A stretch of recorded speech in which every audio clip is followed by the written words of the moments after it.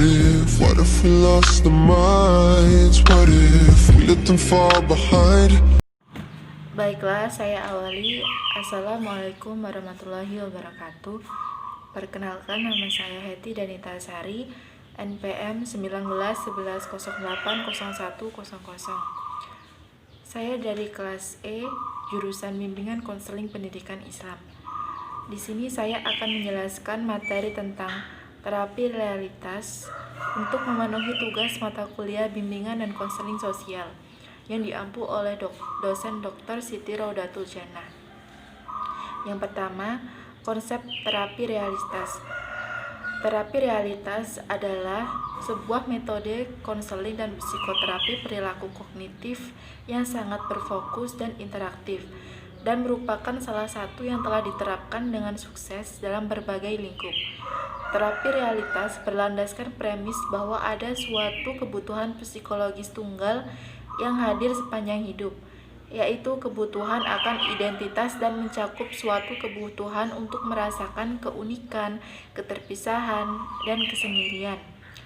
Kebutuhan akan identitas menyebabkan dinamika-dinamika tingkah laku dipandang sebagai universal pada semua kebudayaan. Menurut terapi realitas, akan sangat berguna apabila menganggap identitas dalam pengertian identitas keberhasilan lawan dari identitas kekalahan. Dalam pembentukan identitas itu sendiri, masing-masing dari kita perlu mengembangkan keterlibatan dengan orang lain dan dengan bayangan diri yang dengannya kita merasa relatif berhasil atau tidaknya. Nah, maka jelas bahwa terapi realitas tidak berpijak pada filsafat deterministik tentang manusia, tetapi dibangun atas asumsi bahwa konsekuensi-konsekuensi dan tingkah lakunya sendiri. Yang poin B, ciri-ciri terapi realitas. Yang pertama, terapi realitas menolak tentang konsep penyakit mental. Ia berasumsi bahwa bentuk-bentuk gangguan tingkah laku yang spesifik adalah akibat dari tidak bertanggungjawaban. Yang kedua, terapi realitas berfokus pada tingkah laku sekarang, alih-alih pada perasaan-perasaan dan sikap-sikap. Yang ketiga, terapi realitas berfokus pada saat sekarang, bukan kepada masa lampau. Yang keempat, terapi realitas menekankan pertimbangan-pertimbangan nilai. Ia menempatkan pokok kepentingan pada peran klien dalam menilai kualitas tingkah lakunya sendiri. Yang kelima, terapi realitas tidak menekankan transferensi. Ia tidak memandang konsep tradisional transferensi sebagai hal yang penting, tetapi ia memandang transferensi sebagai suatu cara bagi terapis untuk bersembunyi sebagai dirinya. Yang keenam, terapi realitas menekankan aspek-aspek kesadaran, bukan aspek-aspek ketidaksadaran. Yang ketujuh, terapi realitas menghapus hukum. Yang poin ke-C, tujuan terapi realitas.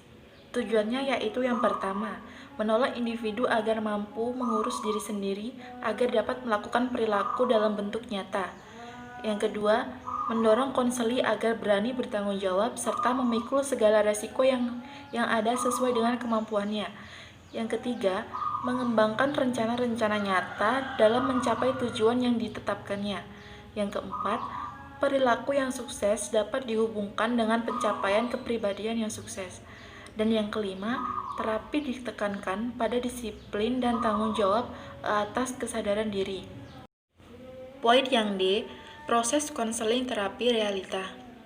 Konselor berperan sebagai yang pertama, motivator yang mendorong konseli untuk menerima dan memperoleh keadaan nyata baik dalam perbuatan maupun harapan. Kemudian merangsang klien untuk mampu mengambil keputusan sendiri. Yang kedua, penyalur tanggung jawab sehingga keputusan terakhir berada di tangan konseli. Lalu konseli sadar bertanggung jawab dan objektif serta realistik dalam menilai perilakunya sendiri. Yang ketiga, moralis yang memegang peranan untuk menentukan kedudukan nilai dari tingkah laku yang dinyatakan klien. Poin yang E, teknik-teknik dalam konseling terapi realita. Teknik-teknik yang digunakannya yaitu yang pertama, menggunakan role playing dengan konseli. Yang kedua, menggunakan humor yang mendorong suasana yang segar dan rileks. Yang ketiga, tidak menjanjikan kepada konseli maaf apapun. Yang keempat, mendorong konseli untuk merumuskan perilaku tertentu yang akan dilakukannya. Yang kelima, membuat model-model peranan terapis sehingga guru yang lebih bersifat mendidik. Yang keenam, membuat batas-batas yang tegas dari struktur dan situasi terapinya. Yang ketujuh, menggunakan terapi kejutan verbal atau ejekan yang pantas untuk mengkonformasikan konseli dengan perilakunya yang tidak pantas. Demikianlah yang dapat saya sampaikan pada materi ini. Apabila ada salah kata, saya mohon maaf. Saya akhiri. Wassalamualaikum warahmatullahi wabarakatuh.